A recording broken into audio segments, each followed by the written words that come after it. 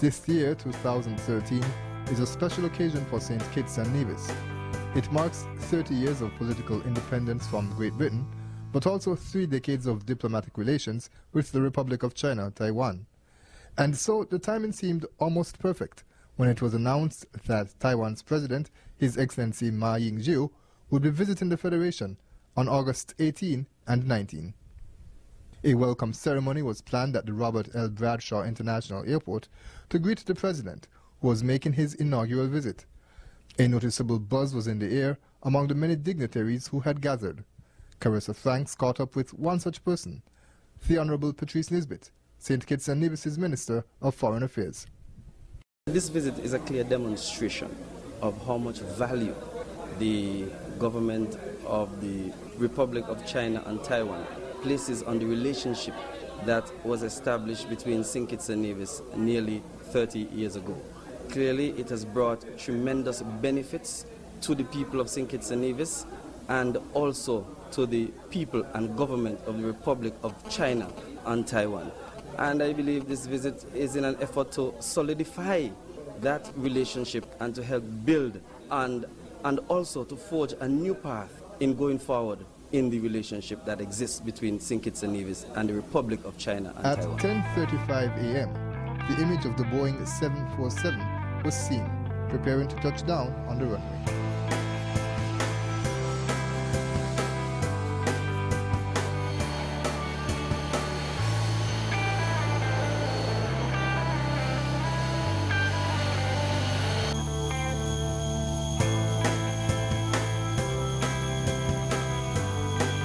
Prime Minister, the Right Honourable Dr. Denzel Douglas, was the first to welcome President Ma.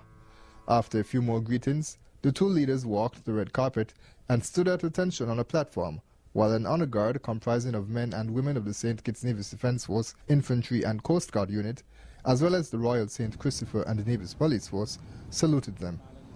The national anthems of both countries were played, and then it was time to inspect the guard.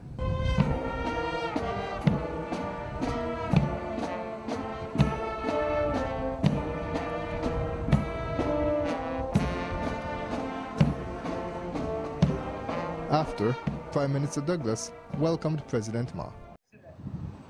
Government and people of this proud nation, we are honored today to have you as our guest over the next few hours. And we pledge ourselves once again to ever enhance and strengthen those bonds of friendship that have been so carefully built between our proud nations over these many years. Your Excellency, welcome once again to St. Kitts and Nevis. Thank you.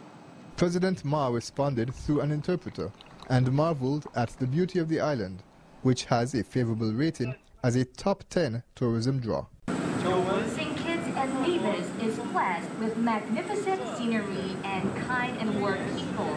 St. Kitts and Nevis is an important diplomatic ally for the Republic of China, Taiwan.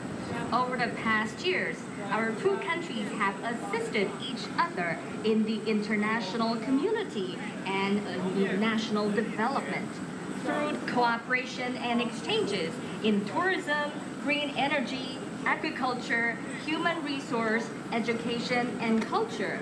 Our efforts have borne fruit. By means this visit, I will meet with Governor General Lawrence and Prime Minister Douglas to review the cooperative projects between our two countries.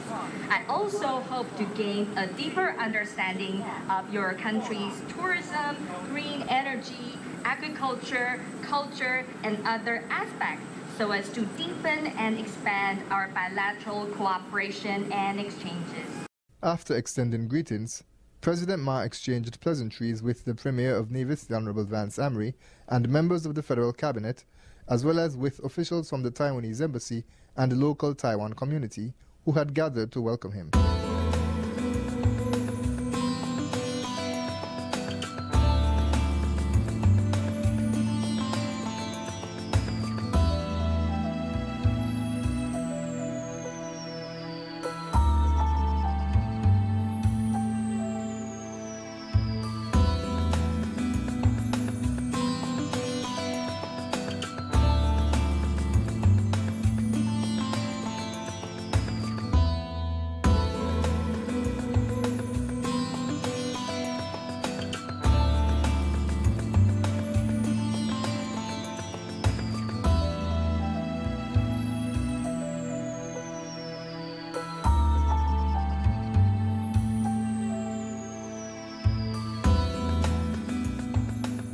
Shortly after, the motorcade sped off with the visiting delegates, their staff, media personnel and security, which was estimated to be close to 140 persons.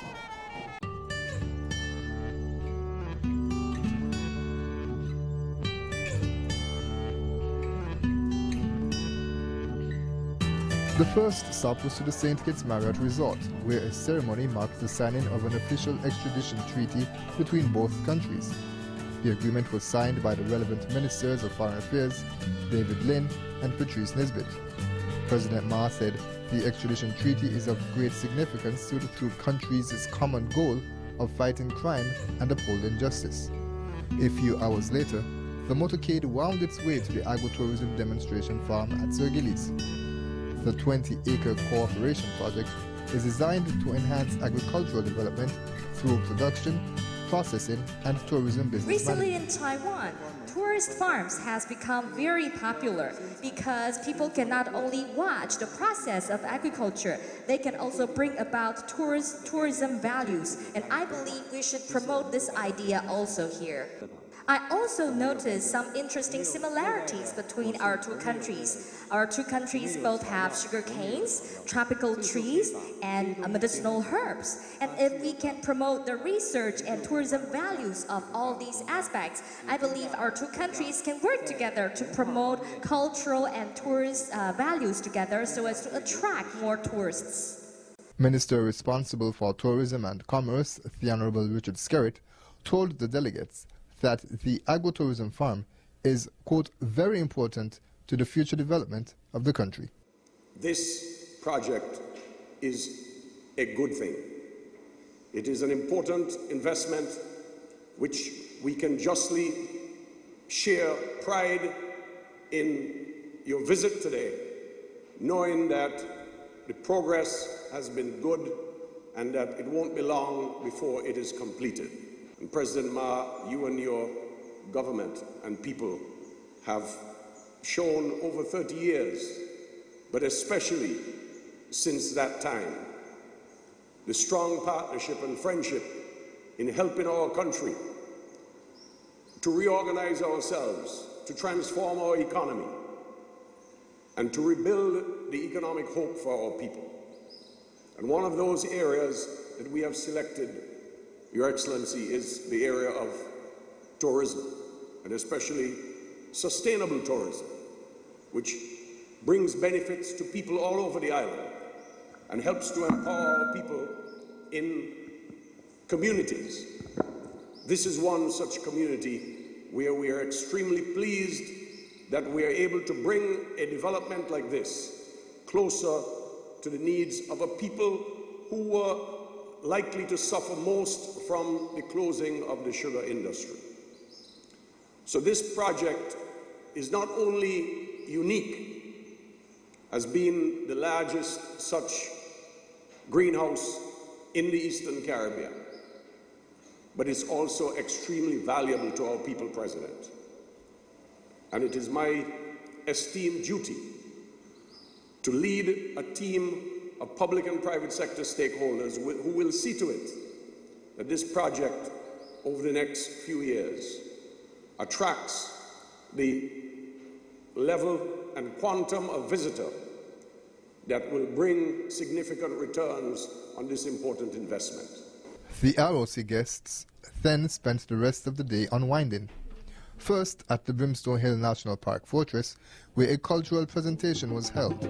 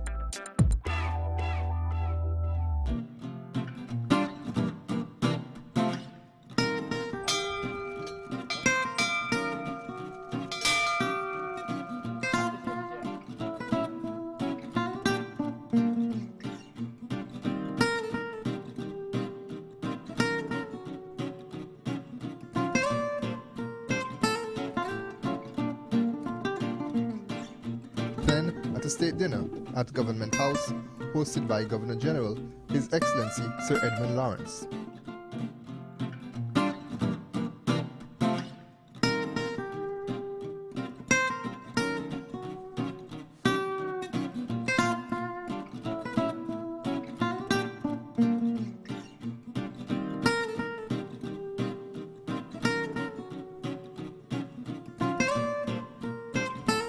The following day got off to an early start with a 7 a.m. jog at the Silver Jubilee Athletic Stadium. Ministers Glenn Phillip and Marcella Liebert joined the president, officials from the local athletic association, and several teams for a few laps around the 400-meter track.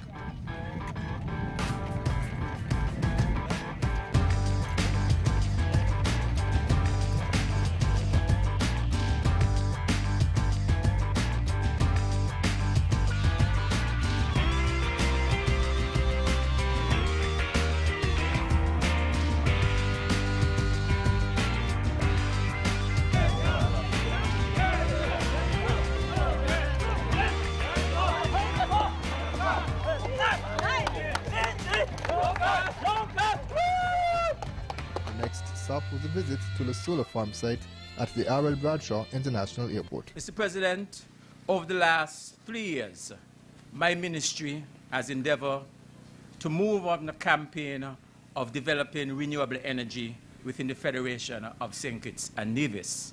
Dr. Earl Asser Martin is the Deputy Prime Minister and Minister responsible for energy.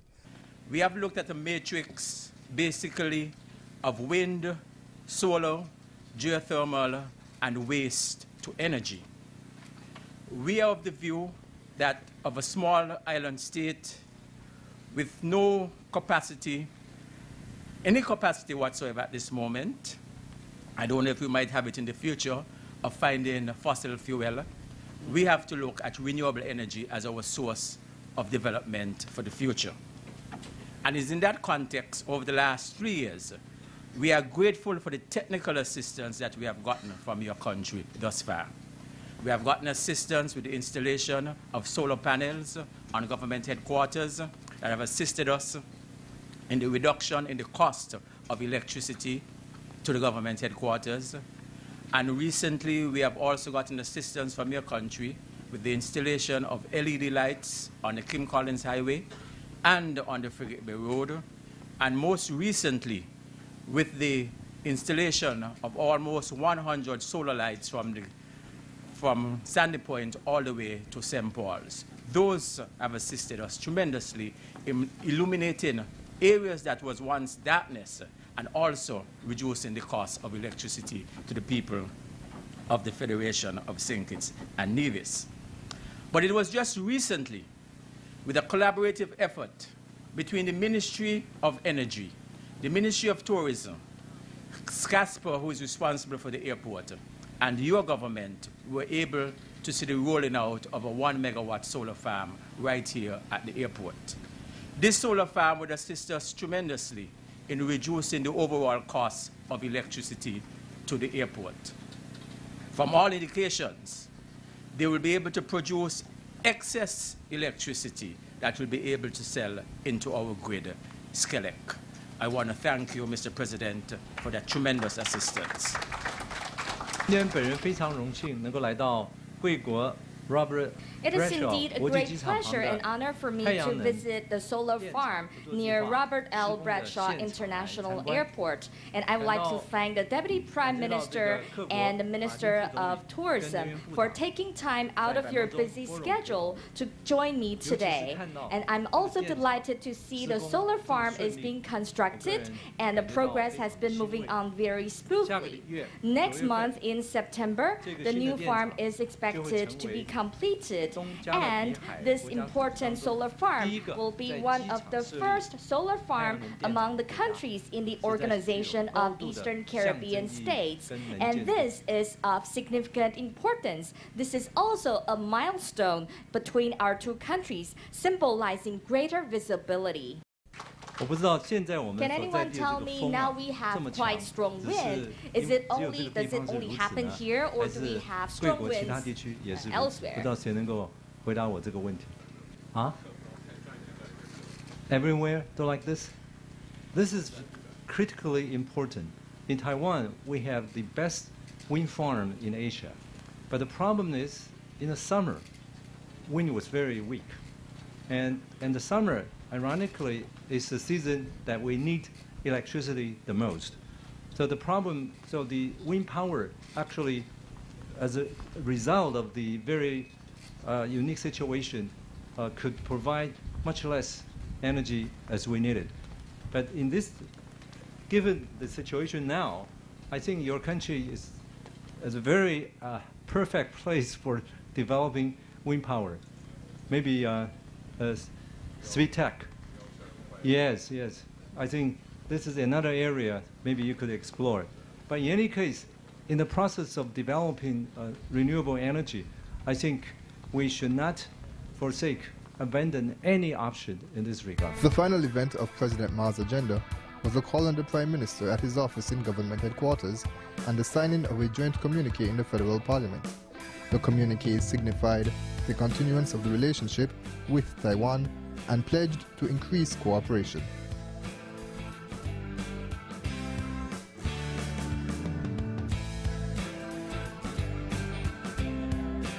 Your Excellency, your visit to our Federation has great value and great meaning. We thank you very much for coming, and with the signing of this joint communique, for adding to the already impressive annals of St. Kitts and Nevis and Taiwan history, yet another important and historic chapter. Your Excellency, St. Kitts and Nevis will continue to laud the successful achievements that your country has made in the advancement of democracy and for demonstrating that the Republic of China has much to contribute to the international dialogue. Indeed, your government's pursuit to embrace a policy of adopting a pacific stance in improving cross-strait relations will continue to augur well for regional peace and contribute significantly to overall global peace and security. I wish to place on record my own commendation for your leadership, your steadfast leadership that has resulted in the strides that your country continues to make to the global economy and in areas such as health security and climate change. St. Kitts and Nevis will continue to give support to your participation in international organizations and agencies where the enormous experience in these areas can impact the overall well-being of your citizens and the world's people as a whole. It is my fervent wish, it is my wish and indeed my sincere pledge to ensure that the long-standing relationship that now exists between St. Kitts and Nevis and the Republic of China on Taiwan will continue to grow, will continue to deepen for the lasting benefit of our countries and for the lasting benefit of our peoples. Prime Minister of St. Kitts and Nevis, the Right Honourable Dr. Denzil Douglas. Well, to put the visit of President Ma into perspective, we spoke to resident ambassador Miguel Thao. Thank you for having me. It's a great opportunity to say a few words to all of you. The President Ma feels satisfied with all the arrangement and the schedule during his 2 days stay in St. Kitts and Nevis. He's happy and feels warm from the people and the government, especially both countries signed Treaty of Extradition, and the President Ma with the Prime Minister Dr. Denzil Douglas hammer out joint communicates. I do believe the two important pillars strengthen the bilateral relations. Especially, we are celebrating 30 years of diplomatic ties between Republic of China, Taiwan, and the Federation of St. Kitts and Nevis. And of course, the President had a packed schedule while he was here. What would you say you were most proud to demonstrate to him of the type of cooperation that exists between St. Kitts and Nevis, because he saw a number of projects taking place? During the 2 days, the President is accompanied by the Prime Minister and the Deputy Prime Minister to take a look at agro-tourism demonstration farm in New Time Ground. Second, they were visiting 1 megawatt solar panel farm. He was impressed the progress. We saw joint the efforts. I do believe we can reach our targets. Thank you very much for speaking to us. Thank you. Appreciate it. And that's our program this week. We hope you enjoyed our special look back at the visit of Taiwanese President His Excellency Ma Ying-jeou.